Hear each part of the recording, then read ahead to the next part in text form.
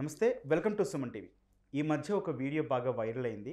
హిమాలయాల్లో ఒక యోగి ధ్యానం చేస్తున్న వీడియో. అయితే గడ్డ కట్టించే చలిలో -డిగ్రీలని కాదు, అంతకు మించిన చలిలో నిలబడితే చాలు గడ్డ కట్టుకుపోయే ఆ చలిలో ఆయన అక్కడ కూర్చొని ధ్యానం చేస్తున్నారు. దుస్తులు కూడా లేకుండా, ఓన్లీ పంచ మాత్రమే కట్టుకొని. అయితే ఇప్పుడున్న జనరేషన్ కావచ్చు, ప్రపంచం మొత్తం కావచ్చు, ఆ వీడియో ఫేక్, అట్లా అసాధ్యం, సాధ్యమయ్యే పనే లేదు, అదంతా ఆర్టిఫిషియల్ ఇంటెలిజెన్స్ సృష్టి అంటూ కూడా అందరూ మాట్లాడడం జరిగింది. కానీ తాజాగా తేలిన విషయం ఏంటంటే, అక్కడ నిజంగా ఒక మనిషి ధ్యానం చేశారు. ఆయన ఒక పీఠానికి అధిపతి. అదంతా లైవ్లో జరిగిందంటూ కూడా మనకి మళ్ళీ వీడియో కూడా బాగా వైరల్ అయింది.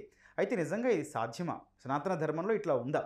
దాని గురించి ఒకసారి మాట్లాడదాం. ప్రస్తుతం మనతో పాటు ఉన్నారు ప్రముఖ ఆధ్యాత్మికవేత్త, జ్యోతిష్య పండితులు సుభాష్ శర్మ గారు. శర్మ గారు నమస్తే సార్. శ్రీమాత్రి నమ సార్. సిఎంఆర్ షాపింగ్ మాల్ మన హైట్ నగర్ లో భాగ్యలతా కమాన్ పక్కన ఫిబ్రవరి 29న ప్రముఖ సినీ తారలచే గొప్ప ప్రారంభం. సార్, అసలు నిజంగా ఒక గ్రాఫిక్సో లేకపోతే ఆర్టిఫిషియల్ ఇంటెలిజెన్సో అని ప్రపంచం అంతా నమ్మారు, నేను కూడా నమ్మాను సార్.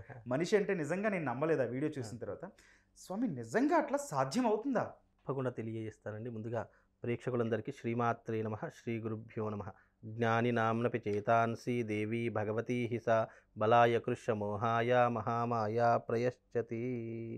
మీరు చెప్పేది 100కి 100% నిజం.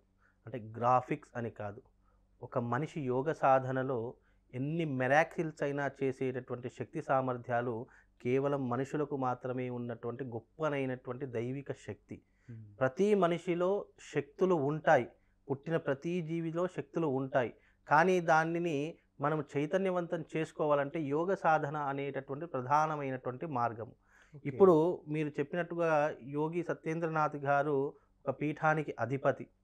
ఆయన దాదాపుగా ఒక 22 ఏళ్ల పాటు యోగ సాధన చేసినటువంటి తపో సంపన్నుడు అని కూడా చెప్పుకోవచ్చు. ఆయన ఈ వయసులో ఆ చలిలో, అంటే -డిగ్రీ అని కాకుండా అక్కడ ఎవరుంటే వాళ్ళు వెంటనే విదిన్ సెకండ్స్లో వాటర్ పెడితే వాటర్ ఐస్ లాగా అయిపోయేటటువంటి చలిలో కూడా ఆయన ఈ రకమైనటువంటి యోగ సాధనలో ఉన్నారు అంటే అది కఠోరమైనటువంటి దీక్ష అని చెప్పవచ్చు. ఎందుకంటే ఈ కలియుగములో కూడా ఈ యొక్క ప్రభావం నుండి మనం బయటపడుతున్నాము, సమాజం ఇంత శ్రేయస్కరంగా ఉంది అంటే అలాంటి మహానుభావులు చేసినటువంటి యోగ సాధన, మంత్ర సాధన, తంత్ర సాధన, ఇలా ఎన్నో రకాల సాధనలు చేస్తున్నారు కాబట్టే ఈ భూమి ఇంకా ప్రశాంతంగా ఉంది. లేదు అంటే ఈ భూమి ఎప్పుడో ప్రళయం వచ్చి కొట్టుకుపోయేటటువంటిది. అందుకే ఈ కలియుగంలో సాధనలు అనేటటువంటి ఉన్నాయి కాబట్టే ఇంకా ప్రశాంతమైనటువంటి వాతావరణంలో మానవ శైలి అనేటటువంటిది ఇంకా ప్రశాంతంగా ఉంది. లేదు అనంటే ఎప్పుడో ఈ ప్రళయం వచ్చి ఈ భూమి అంతా నాశనం అయిపోయేది. మీరు అన్నట్టుగా ఆయన ఆ చలిలో ఉన్నటువంటిది అది గ్రాఫిక్స్ కాదు, సినిమాలో చూయించినట్టుగా ఏదో సృష్టిద్దాము, వైరల్ చేసేద్దాము అనేటటువంటి ప్రతీక కాదు. నిజంగా ఆయన దైవాంశ సంభూతుడు అని చెప్పవచ్చు. ఒక పీఠానికి, ఒక సంస్థానానికి, అంటే కౌలాంతక్ పీఠ సంస్థానానికి ఆయన ఒక ఉన్నతమైనటువంటి అధికారిగా ఉండి, ఆయన పీఠాధిపతిగా ఉండి ఆయన ఇంతటి సేవలు చేస్తున్నారు, ఇంతటి యోగ సాధనలో ఉన్నారు అనంటే అది ఆషామాషి వ్యవహారం కాదు. దీని ద్వారా ప్రజలందరూ కూడా చైతన్యవంతం కావాలి. హిందుత్వంలో, అంటే మన సనాతన ధర్మంలో ఇప్పుడు చూస్తున్నామేమో, మీరందరూ ఇవి మెరాకిల్స్ ఇలాంటివి కాదు, అసాధ్యాన్ని కూడా సుసాధ్యం చేసేటటువంటి జ్ఞానము సనాతన ధర్మానికే ఉంది, ఇంకా ఏ ధర్మానికి కూడా లేదు.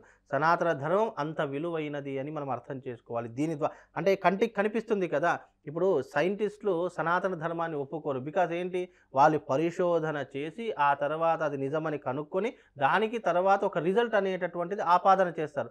కానీ మాది సనాతన ధర్మం అలా కాదు. సనాతన ధర్మము పూర్వకాలం నుండి అనాదిగా, అంటే సృష్టి ఆరంభం నుంచే ఉన్నటువంటిది సనాతన ధర్మం. అప్పటి నుండి మనకు తెలియనటువంటి జ్ఞాన సంపద ఎంతో ఉంది. యోగ సాధన కానివ్వండి, మంత్ర సాధన కానివ్వండి, తంత్ర సాధన కానివ్వండి, యంత్ర సాధన కానివ్వండి, ఈ సాధనలు ఇప్పుడు పుట్టినటువంటివి కాదు.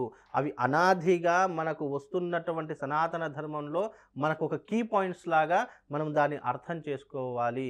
అంటే ధర్మం ఉందా లేదా అని తెలియజేయడానికి ఈ సంకేతం సరిపోతుంది. అలాగే శక్తి ఉందా లేదా అనేటటువంటిది కూడా ఈ సంకేతం సరిపోతుంది. అక్కడికే వస్తున్నాను స్వామి. ఎందుకంటే నీళ్ళల్లో యోగాసనాలు వేస్తూ ఉంటారు తేలుతూ, ఓకే, దాన్ని చూసి ఓకే, ఎందుకంటే చిన్నపిల్లలు కూడా చేసే స్థాయికి వచ్చారు. కానీ ఇక్కడ సార్ మరీ ముఖ్యంగా చెప్పుకోవాల్సి వస్తే తన గడ్డం కూడా మంచుతో కప్పబడిపోయి ఆ గడ్డ అయిపోయింది సార్, కాదనలేం. మరి అటువంటి ప్రదేశంలో ఒక అంగవస్త్రం లేకుండా పంచ మాత్రమే ఉంటూ అసలు ఎట్లా సాధ్యమైంది? అంటే తన శరీరానికి ఏమి అవ్వదా అండి ఇంకా? ఇక్కడ యోగ సాధన అనేటటువంటిది ఒక గొప్పనైనటువంటి విద్య అండి. ఆ యోగ సాధనలో కేవలం శ్వాస మీద ధ్యాస మాత్రమే ఉంటుంది. ఇంకా ఏమీ ఉండదు. శరీరము అనేటటువంటిది ఉందా లేదా అనేటటువంటి ఒక కాన్షియస్‌లోకి మనం వెళ్ళిపోతాము. అది మైండ్ కాన్షియస్ అనేటటువంటిది వెళ్ళిపోయిన తర్వాత అది కేవలము ధ్యానం. అంటే మనిషి ఉన్నాడా లేదా, ఇట్లా కదిలినా గానీ, ముట్టినా గానీ మనిషి ఉన్నాడా లేదా అనేటటువంటి వాస్తవంలోకి కూడా మనం వెళ్ళలేకపోతాం. యోగ సాధన అంత గొప్పనైనటువంటి ఒక యోగ సాధన ద్వారా మనిషి యొక్క రోగాలను నయం చేసుకోవచ్చు. మనిషి యొక్క ఆయుష్‌ని పెంచుకోవచ్చు. అంతెందుకండి ఇప్పటికీ కూడా హిమాలయాలలో చూసుకుంటే గనక 200 ఏళ్ళు, 300 ఏళ్ళు, 500 ఏళ్ళ పైబడినటువంటి వ్యక్తులను కూడా మనం ఈ రోజున కంటితో చూస్తున్నాము అనంటే బికాజ్ అది శక్తి ఉంటేనే కదా మనం కంటితో చూస్తున్నాము. ఇప్పటికీ ఎన్నో మీడియాలలో మనం చూస్తున్నాము.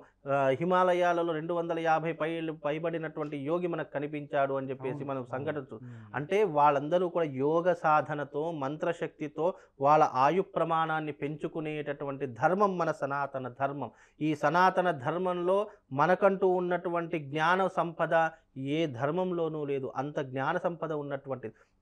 మీరు ఇదే చూస్తున్నారేమో, అగ్ని మీద పడుకొని కూడా బ్రతికి లేచినటువంటి సాధకులు ఎంతోమంది ఉన్నారు. దాని అగ్నిస్తంభన అని అంటూ ఉంటాము. ఇది మంచు, ఇది ఏదైతే ఉందో మంచులో చేసేటటువంటిది అది యోగ సాధన. అలాగే అగ్ని సాధన అనేటటువంటిది ఉంటుంది, జల సాధన అనేటటువంటిది ఉంటుంది. అంటే నీటిలో ఒక రోజు కూడా కూర్చుని మనిషి బ్రతికేటటువంటి శక్తి సామర్థ్యాలు జల సాధనలో కూడా ఉన్నాయి. అంటే ఇలాంటి సాధనలన్నీ కూడా కేవలం మన సనాతన ధర్మంలో ఉన్నటువంటి గొప్పనైనటువంటి ఔన్నత్యము. అలాగే మన సత్యేంద్రనాథ్ స్వామి వారు కూడా అలా 2 దశాబ్దాలుగా ఆయన యోగ సాధన చేస్తున్నారు అనంటే అది ఆషామాషి వ్యవహారం కాదు. ఆయనకు శివుడి యొక్క సంపూర్ణమైనటువంటి అనుగ్రహం ఉంది కాబట్టే, భగవంతుడి యొక్క సంపూర్ణమైనటువంటి అనుగ్రహం ఉంది కాబట్టి ఈ యోగ సాధనలో మనం ఇప్పుడు కళ్ళారా చూసేటటువంటి భాగ్యం మనకు కలిగింది. ఎందుకంటే భగవంతుణ్ణి నేరుగా చూడలేము, కానీ ఇలాంటి అద్భుతాలు చూసినప్పుడు వాళ్ళే భగవంతుని యొక్క స్వరూపులేమో అని చెప్పి మనం భావన చేసుకుంటున్నాము.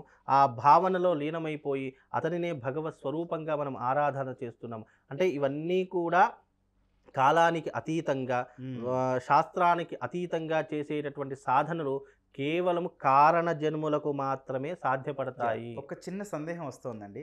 22 ఏళ్లుగా పీఠాధిపతి సత్యేంద్రనాథ్ గారు అంత చేస్తూ ఉన్నారు కదా. సో సహజంగానే ఈ మధ్య ఇంట్రెస్ట్ పెరిగింది. జూన్ 21 మనం యోగా దినోత్సవం కూడా చేసుకుంటాం. సో ఇలాగ అభ్యసిస్తే భవిష్యత్తులో మనం అంతటి ఘనకార్యాలు కాకపోయినా ఆ మాత్రంగా అయినా మీరు చెప్పినట్టు ఆయుష్ ప్రమాణాలు పెంచుకోవచ్చు, జీవన విధానాలని మనం మెరుగుపరుచుకునే అవకాశాలు ఉన్నాయండి. 100% ఉన్నాయండి. ఇప్పుడు ఉన్నాయి, కానీ ఆచరించే మనుషులు లేరు కదా. ఇప్పుడు ప్రపంచంలో ఇది లేదు, ఇది కాదు, ఇది రాదు అనేటటువంటిది ఏది లేదండి. ప్రపంచంలో అన్నీ ఉన్నాయి, కానీ సాధన సాధ్యతే సాధ్యం. అంటే మనం సాధన చేసి దానిని మనం అనుసరించి దానిని మనం అవపోసన చేసుకోవాలే తప్ప మనము కంటితో చూసే నేను కూడా చేస్తా. ఇప్పుడు ఉదాహరణకు బరువు తగ్గించుకోవాలనేటటువంటి వ్యక్తి నేను బరువు తగ్గించుకోవాలి కదా గట్టిగా పోటీగా ఒక్క 10 రోజులు దీక్ష వహిస్తాడు. 11వ రోజు కాగానే ఇక నేను తట్టుకోలేనండి, ఇక నేను ఏదో ఒకటి తినేయాలి అంటే కంట్రోలింగ్ పవర్ మనుషులకు ఉండదండి.